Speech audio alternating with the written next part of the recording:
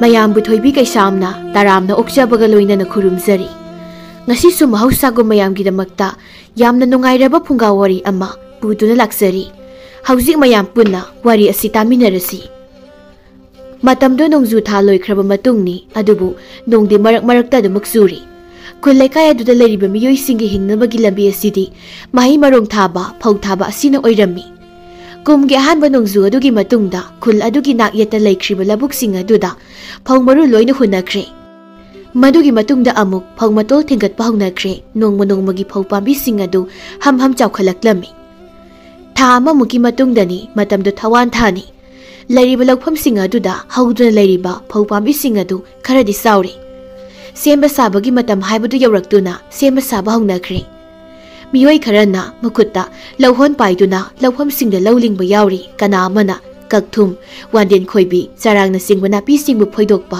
manthokpa tawnari laupham amakhaktani hariba laupham asida nupi mapal khakna laupham sengli napi phoibasu yawi aduga lauhon phoiduna amuk lingbasu yawi laupham asi ibemugini makhoigi marakta mahaksu yauri ibemuna asum hairei asumna nongmangbase nungaitra nungsanaga sarabadi kuina thabak subaga ngamba janate isase pathabana hekta hali laupham asida leiriba nupi sing asi macha loina leinaraba ngaktani amana khumi hoiche masigi bibam asida ngasigi oina dum lerdi nungai doni nungsagi maisaga pamjadreda amana amuk hairei hera thabalai thabak subabu nungsa haiba ma urum haiba ma leibrada chap manaida nakoi akhoi punsi asidi thabak suragana saba phangba aduga suragana chaba phangdaba sini hingnabagi lanpham asida pumnamok mayong yaba ngamnabu honaba taine thabaleina khumlei hoiche aisu loina khangida ngarangsu nungsa yamna saki nungsa marak aduda yamna wakibadu muningsingduna urum langba pambagi wanida chabada humang tajage subada hangchit langjage haibado adugo midani da noise ibemuna nakhoigi wado wafai amada sakrese sasat tausinsi ngayak leiragadi pothabagi matam siurani tumina chatnaba budi labi phana sangmani wari saraka hek chatpa sina panthumpham yobado khanghaudabani thabak ase mangam sanaba wari sana dana susi thabaleina hairei ise pisak mamagi anabududi kamdauri bisakna khumi hai bema kari buhaini ahal leina haibaduni phagat pakauba leite sum somji lei haidi haidi haibabu kok hek sikrabadi phadoni akhoi su wadre mangonda su wadre dana mahak ne hene singing langwani bema madugi pibum maduda kundun lerak libado kayadi kuire yamna sihanningbagi wangak su nateko thabakna siyongna sinaraba matam asida anaba mahaki sebaga muk tawraga leiba haibase thabak yamna sitlibani natra mani tamubi thabak sitpa haibabu sitlibani ne numi chupa malabuk sida kumduna wari engkai thabak suraga yumda karaba matamdana amu ahal anabadugi seba amuk tawruga dawribani as yamna wakhre dai bema ibemuna adubu karidi upai lei sihaninga haiduna hek sienbadi yabana tedo mahaki matam yawdudun tawribani maraini sijakhinida bisakna nakhoina siba hairaga wa amabu ningsinglei a makharungi tago paldo khangba natro mahaksu ngarang haibra nahan haibra sire haina taine thabaleini ingangakna haima mama gopalbo hal oirabasu pasamu gaidi yamna phana leibugum tawbadaine aduga karamna siriba ichie karigine haibage handak numit kharanigi mamangda nong yamna kanna numit nini humni sukna takiba mayawidana madu kanda numidangda manung asauba sangbada lambido nan maningkhraduna nan thu yaibra kaino mai atudigi masado jinglaga laiye nupi amana waphamdo isan sanadaba mugum tawida nan thuraga makhong mukhutti ena hainabani chingtheklaga lei hairisibu nate chingtheklaga leiragana kamdawna muksiriba makhoi nainabadadi numidang aduda maning aduda laitin thengnabu oiramgani asini tana oiramgani maduna tana hekta singthekpa yaba haunade ibemuna makhoigi ingkholdo laitin yamna kale haina iguboknadi hai thaina makhoina pakhang oirikanda numidangda koiba chaluraga halakpada makhoigi maningi wapal marak adu phawba ngamde gaina wari tawi. Thaba leina noma ma makhoi maningi wapal marak aduda singau yalami haina tawnakhibado soidre amana amu thaba leinangbu singau hairaga aigi naunupido handak luhongkibaduda kaithialdagi magi unbada hapnaba haidana singau masama leiruye as karino amutoi mamal khutangdubo tangkhre bema haujiki matam asida tangdaba potpu kari leirige ahongba amate hek leitre hongli baibabu mi mangai numito lana me hek oikhibani nong marak tuda luhonglibani haidana lekhom leinang marak aduda nupi thin masakibado ngasi baw he kawba ngamte lekhom marak tuda awangi ini aduna nanthukibado madudagi ngasi phawba hagoi kangkhatpa ngamdan lehuri asingbro nang na haributubo tasengna hagoi kangkhatpaga amta ngamjabro hairisibo hoi bema nahando numidangda moida chatluye maduda mahakna wari muk tawraini kari nungi nupi thinbaga yawjarubano haidana ningamdana solawribani wafam asida makhoi singado muk noi amana muk hairei seliba hanba phanek aduda leikhom leinang kapsilei haidana khanagibisu kongai mani pura lana mani ko numito ho mamang leikai gi se tondona kwa mahi se tokpada potpham phambi tharo sangbi gi phanek ta suongi haidana makhoi ni na karino amu khanarak pasidi makhoi ni do khamdok na bu honamada mai bema awabam oikhibani do magi tharo sangbi haibi nupi dudi is henjelu yabana te he maha kainoni wam da ngang phangde mahak na ngaktane sor honda khai ngang lai machil na marol am kalliba ho adu budi kai thel da potpham phami ni kaino nupi mana aina maduda sengau do khara tangmali phane su lairibani aduna mamal khara tabi oina hairuri maduda mahak na makha samthar ki badudi imai bima kari da hairuni langi areimangi asamalgi adumangi haidana pareng ne te saireng thigdana ne hairakhrabai warisi yamna likpani adunani masani ngol amata yaujabadu phawba mayum panba khangda khai leisabi khumu tho oina leirido makhoi singdu mari wari sanai amana wafam ama haudorak amana makha amukta amadagi amada mari chathaba lauring bisingi wari ni loiba khamba naidaba ibemuna hairei wari sunungairi haitha pothana ba tawrasi sangam masa simaga tangkhai muka leiriba sinane pothara batungda amuk loisilasi bisakna lauhei potharasi aidi saksula amna muk tobi yadrabani makhoi nupi mapaldu lauri du da pareng sana phammi ibemuna hairei haitha pothase yambari natre isa nupi na thong thalakpani hawbau ta basasiko bisakna bema phana hawta bin sang oirasu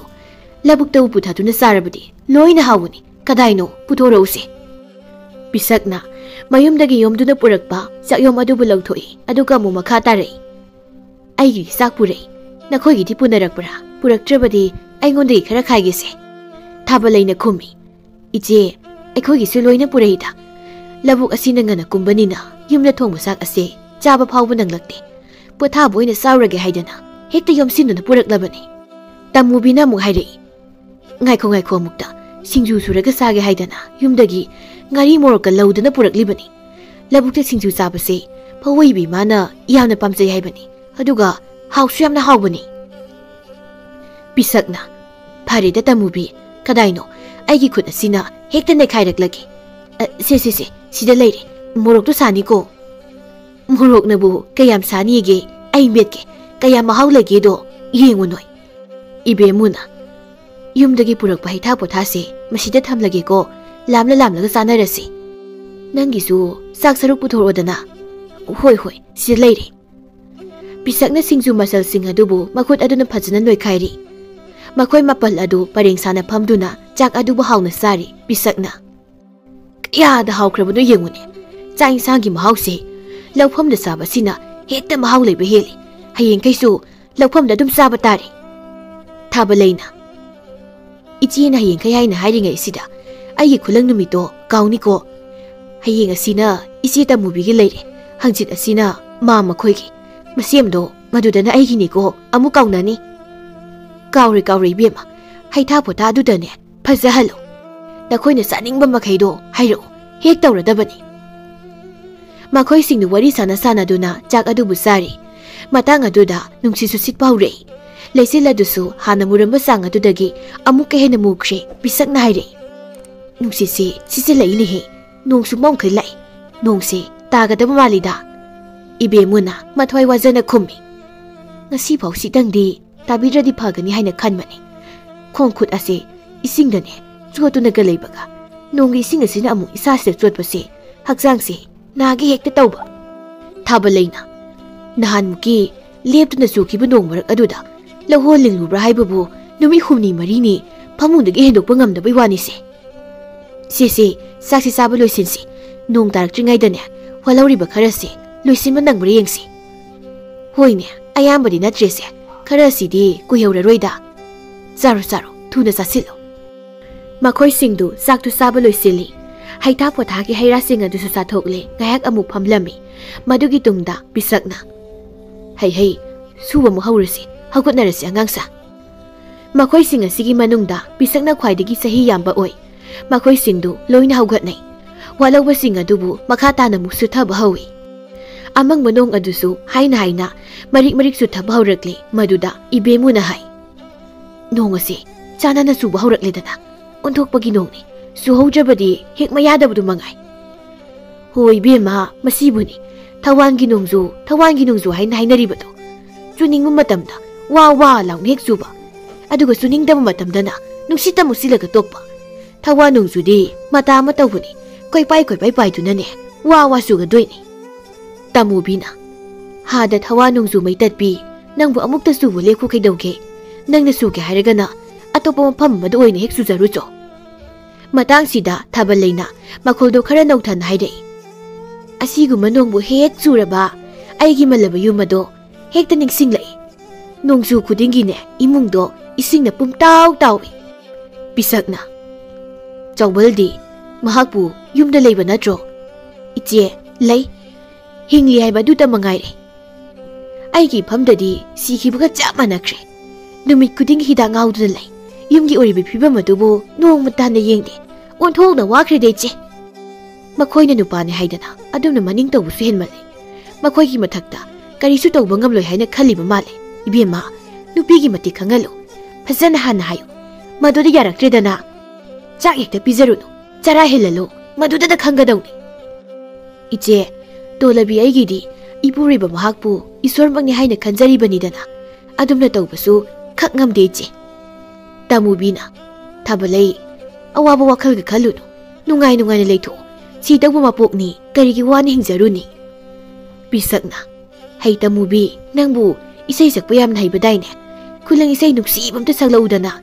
Nangi isai taraga awaba kawba ngamra yenge. Iche nonga sinaga thitli suba haurakpane.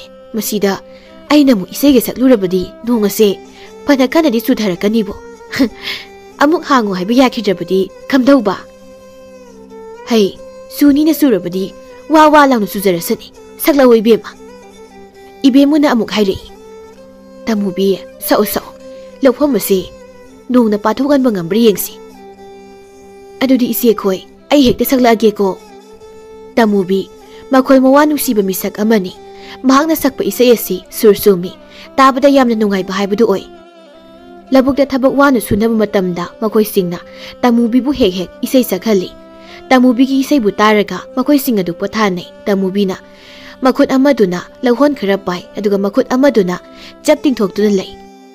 Makhol adu ahum marirak aham haina khawdemlaba tungda asumna isai sakpa haurei.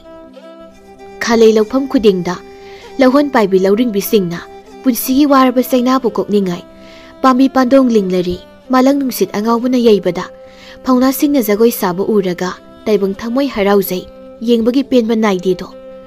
Thawangi nongzu mai tatpi nangsu wawa suraklo. Nonggi tantha khonjelda leina jagoi sarage. Asumna isai sai makhong makhut adusu yauduna jagoi amuk susai bisak nairei. Phajai yamna phajai. Isai ga tama chatlamlabadi nahan phauramgadab zatni kuibe manang. Taramba nonglik adusu maru chawba hengalaklami. Maduga loinana khakpa lawbusu yausilei thaba leina hai. Nong asidi chana makita singna kanabu surakledana kamdoguni ise khoi nongna pulup le. Tamubina amuk hairei.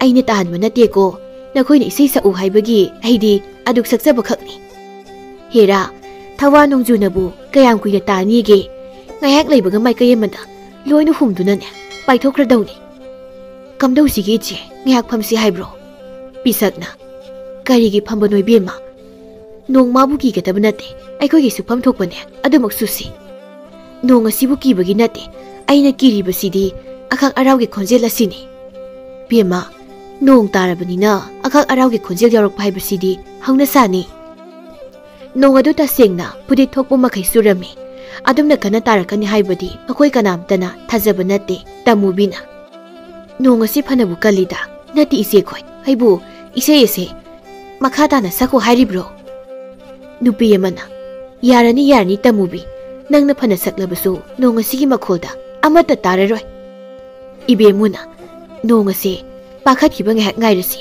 lauri sida ngahak phamsi thaba leina akoi budu ko yengi adu gaire anak paswaida miga mata leibabu uche ngasaidi awang somda leibugum tawkhibani nong tarak pasida mayum da loina kanaramlani kanade aikhusu ngahak tang phamsi asum naina duna makoi nupi mapaldu lauri du da pareng sana phamlami nupi yamana handakti nong ase onthok na marang kai ko pukri turel ga loina imai pathuk na sen batare surasanu chuning ba makai surasanu nung thang kupa amadi khak lawbagi khonjel adusu yamna toisilai thaba leina khak lawbagi khonjel ase asukanba asiguma lamang asidana makhose amuke na hongna taba jani ko aina ngasaina numsa sabana phai hain haiba natro nakhoibu asiguma nong mangbase yamna pamkhidai hausi kari sare nong khakta mangba pambagi wani asiguma nong subasidi pamjade dai khoi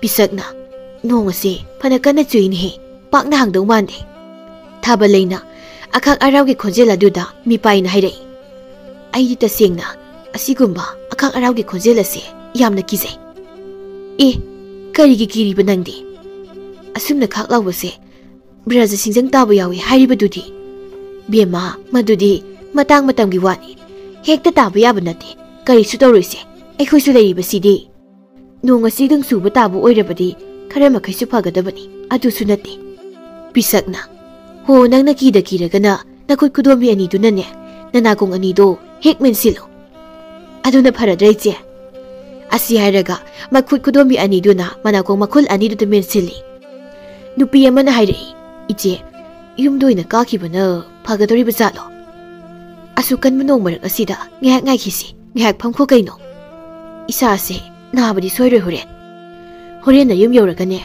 mai hek yayo kari su tawroise nupi amana thabalei bu yengduna hai thabalei se kaya danu yengune manako simen silaga magi sibu nung khak labu makholka amta tadab zatlane asi hariga mahaksu makhol khudom biduna manako makhol ani du da thinjili adu gairei nakhoi su yengune pisakna angang wasadongna kaino na khoina tawribudubo yamni yengningdego tumina leyo thawangi kalaba nungsu marak aduda lauring bi nupi mapal adu lauri du da tumin amuk phamduna leiri waso matangang na khitri handakti handamuki ahuba khonjel adu ga loinana khakpa laukhiba da nongmodol thaktagi mapu mahaki achum da wayal ni haina su thajanaba braja singjang aduna malemda thuna yangna taraklami tarakliba braja singjang aduna lawphamda laurida pareng sana phamliba makhoi mapal adubu amuktada pulapna khaitharaklami yantharami